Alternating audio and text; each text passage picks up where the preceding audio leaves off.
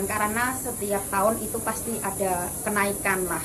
Terus yang kedua kali itu aku tahun 2011 itu gajinya 17.000 itu. Untuk sekarang berapa? Masih 17. Sekarang apa, alhamdulillah 19?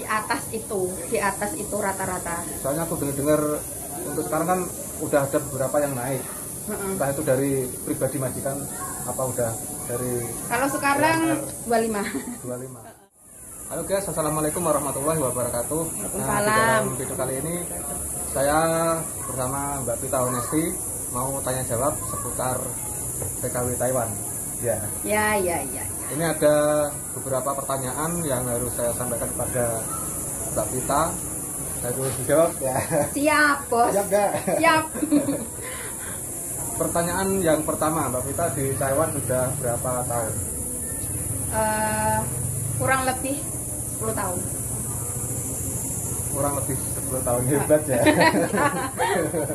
Oh maksudnya enggak selalu stay di Taiwan. Itu dulu ya pernah lah pulang ke Indonesia berapa tahun gitu langsungan. Pokoknya kalau dijumlah semuanya dari pertama kali sampai sekarang kurang lebih 10 tahun setengah. Hebat, good boss ya. Enggak lah, amin. Terus pertanyaan yang kedua. Besok guys, dan gak tegang guys. Masalah apa ya? Suka-duka di Taiwan itu seperti apa? Menjadi seorang TKW? Sukanya yang pasti gajian, ya kan, itu udah pasti. Karena kita kan kalau di Indonesia nggak pernah megang uang banyak. Terus tiba-tiba gajian, wah 10 juta nih, wah seneng, ya enggak? Terus sukanya lagi pas liburan kayak gini kan, ketemu teman, itu kayak capeknya udah hilang. Terus otak ini sudah kayak fresh kayak gitu loh, soalnya udah boleh libur. Padahal dalam hati unek-unek. Terus dukanya itu kurang tidur guys. Kalian itu kalau mau ke Taiwan ya jangan kaget, karena menjaga lansia di Taiwan itu kebanyakan begadang, terus susah diatur ya, seperti itu. Kebanyakan tuh seperti itu. Terus kalau punya majikan yang pelit ya apa-apa kita beli sendiri kayak gitu.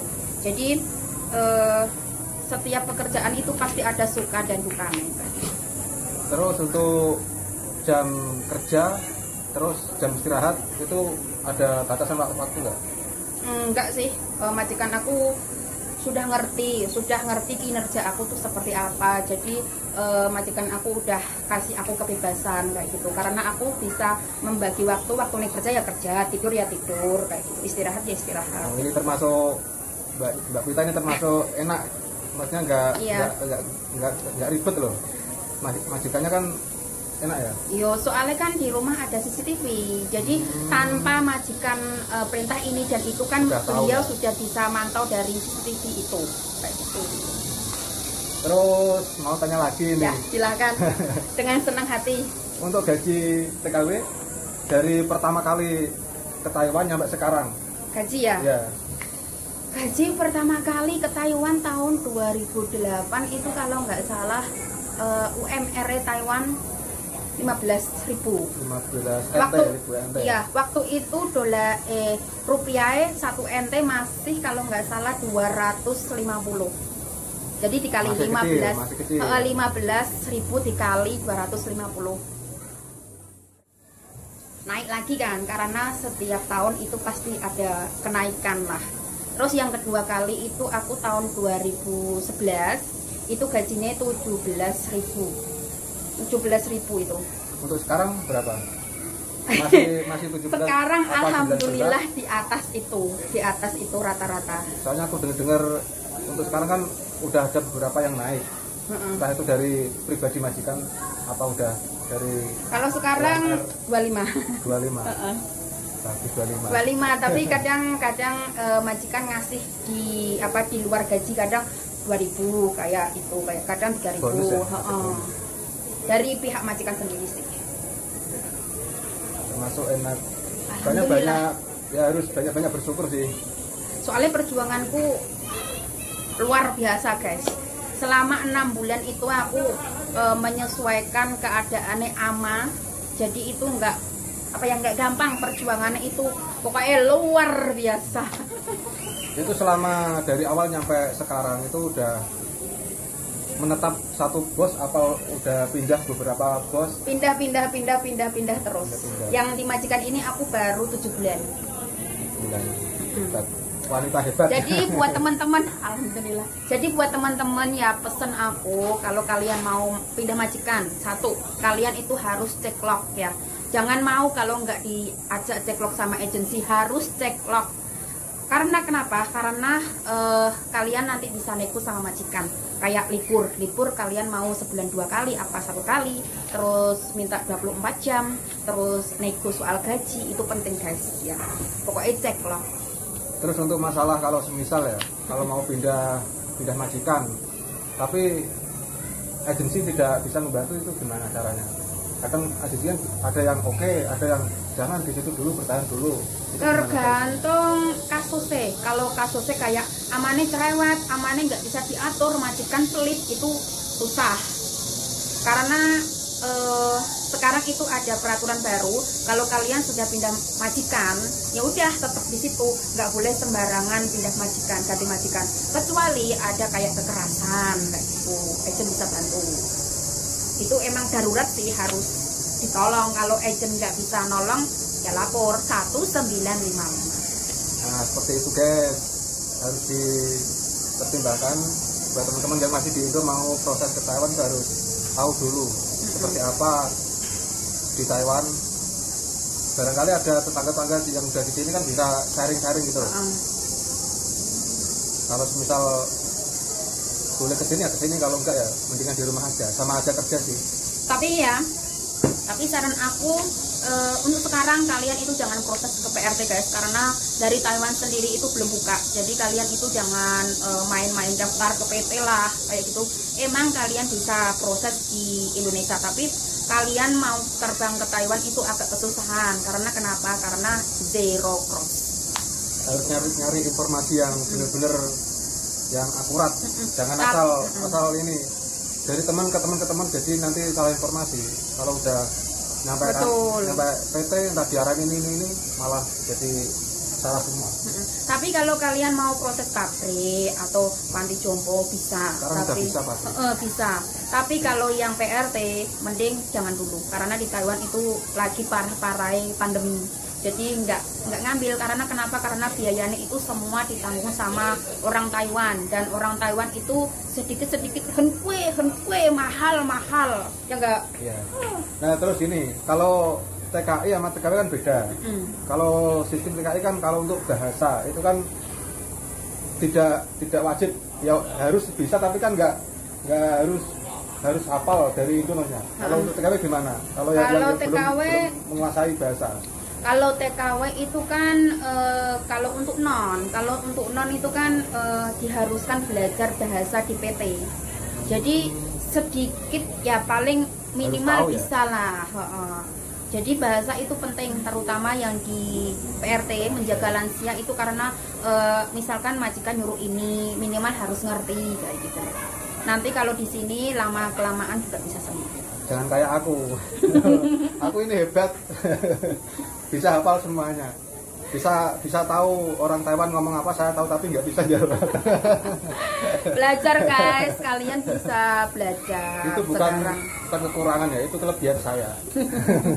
Iya, pada dasarnya semua manusia bisa itu ada memahami kekurangan orang dan Taiwan ngomong apa, tapi nggak bisa jawab. Terus untuk di Taiwan itu ada berapa musim? 4 musim kalau nggak salah ya. Musim panas, musim semi, musim gugur, musim dingin. 4 kalau nggak salah. Nah untuk teman-teman yang mau proses ke Taiwan, kalau di saat musim dingin itu harus bawa sweater yang tebal ya, jaket yang tebal. Soalnya musim dingin di Taiwan itu ada berapa bulan? Dingin pol. Kalau normal itu kan bulan 10 tanggal akhir itu udah mulai ini ya, mulai musim pergantian musim. Bulan 11, 12, 1, 2, 3 itu udah musim dingin. Biasanya bulan 3 akhir, bulan 4 itu udah pergantian musim. Ya paling dinginnya sih, paling pol dingin ya antara bulan 1, bulan 2. satu antara dua itu ya. Guinin pol guys. Tapi jangan khawatir, majikan Taiwan itu baik-baik. Kalau kalian itu takut dingin itu biasanya dikasih jaket, dikasih selimut yang tebal bagi majikannya yang baik. Kalau majikannya yang pelit ya beli sendiri dari uang gaji. Kadang di rumah majikan kan ada ini ya, kayak apa, penghangat itu, mesin penghangat itu. Tapi tidak semua majikan itu punya. Mungkin punya, cuman kan ditaruh di kamar sendiri, bukan untuk. Tapi kalau tidurnya sama pasien itu rata-rata dikasih. Tapi kalau tidurnya misah sama pasien ya enggak biasanya guys. Itu dari pengalaman aku sih. Terus ini mau tanya apa lagi ya? Biasanya kalau di Taiwan itu bisa megang HP enggak? Setiap waktu atau ada batasan waktu jam sekian?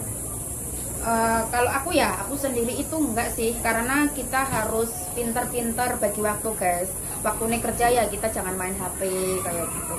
Jadi kita harus pinter-pinter ngambil hati majikan kayak gitu. Karena majikan Taiwan itu kalau kita nih kerjanya baik, terus majikan udah percaya sama kita, wes loss. Nah, seperti itu guys. Terus ini pertanyaan terakhir ya. Terus untuk masalah sholat, soalnya kan kita di Taiwan kan beda sama di negara Indonesia ya. Mayoritas di Taiwan kan bukan Islam. Ada beberapa, cuman kan kalau untuk dimajikan kan kadang ada yang boleh sholat, ada yang nggak boleh, ada yang boleh pakai kerudung, ada yang nggak boleh. Itu gimana itu? Sholat itu tergantung majikan, karena beda majikan tentunya beda peraturan. Kalian itu nggak ada salahnya nyoba guys, tanya izin sama majikan, gimana responnya majikan kayak gitu. Tapi sekarang itu sudah banyak majikan Taiwan itu udah ngerti agama kita kayak gitu. Nah, ngomong-ngomong sholat itu, aku dulu pertama kali ke Taiwan itu pernah sholat di kandang ayam. Karena itu curi-curi, majikan juga nggak tahu. Terus waktu itu aku juga takut dipulangin, takut dapat masalah. Belum tahu ya.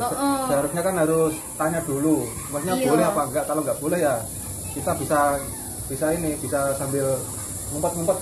Soalnya juga waktu itu bahasannya juga nggak selancar sekarang. Jadi kalau udah non itu kayak takut, pikirannya kayak parno sendiri kayak gitu loh guys. Jadi nanya-nanya nggak enak. Belum bisa jawab ini itu ya. Terus masalah kerudung ini tergantung majikan, ada yang ngebolehin, ada yang enggak. Intinya pamit dulu sama majikan, boleh enggak? Ini ada tambahan untuk makan di Taiwan itu seperti apa untuk TKW?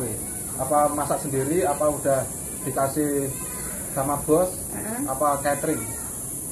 Masak itu tanggungan majikan. Jadi kebutuhan kita sehari-hari itu udah dipenuhi sama majikan. Ada yang kalau pasiennya minum susu, otomatis kita masak buat diri kita sendiri. Ada yang satu rumah sama majikan, kita masak banyak kayak gitu. Terus kalau kerjanya, ada satu teman aku itu jaga pasien di rumah itu nggak boleh masak, nggak boleh gunain gas.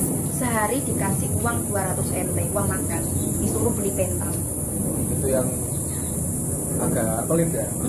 Perhitungan. Soalnya orang Taiwan kalau pelit pol, baik pol. Biasanya kalau libur sebulan sekali apa sebulan 2 kali? Aku sebulan sekali. Sebenarnya sih aku bebas ya, tapi mengingat lagi aku di sini itu nggak selamanya guys. Jadi kita mumpung masih ada di luar negeri, gajinya lumayan banyak, jadi pinter-pinter mengelola keuangan.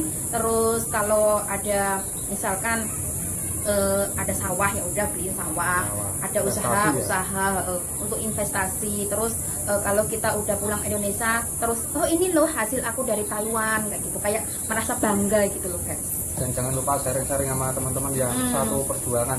Siapa tahu kalau udah pulang duluan, entah di Indo udah punya usaha ini, kan bisa konfirmasi sama teman-teman yang lain. Betul. Barangkali kan aku punya usaha ini, kamu bisa nggak bantuin aku semisal. Jadi kan nanti bisa sukses bareng-bareng. Amin. Punya usaha bareng-bareng. Iya. Nah, mungkin itu saja yang bisa saya kasih tahu dan disampaikan sama Mbak Vita Honesty. Ini juga punya channel YouTube, namanya apa? Vita Honesty guys, jangan Vita lupa like, Honesty. komen, dan subscribe. Nah, mungkin itu dulu ya. Saya akhiri. Wassalamualaikum warahmatullahi wabarakatuh. Waalaikumsalam warahmatullahi wabarakatuh. Bye bye.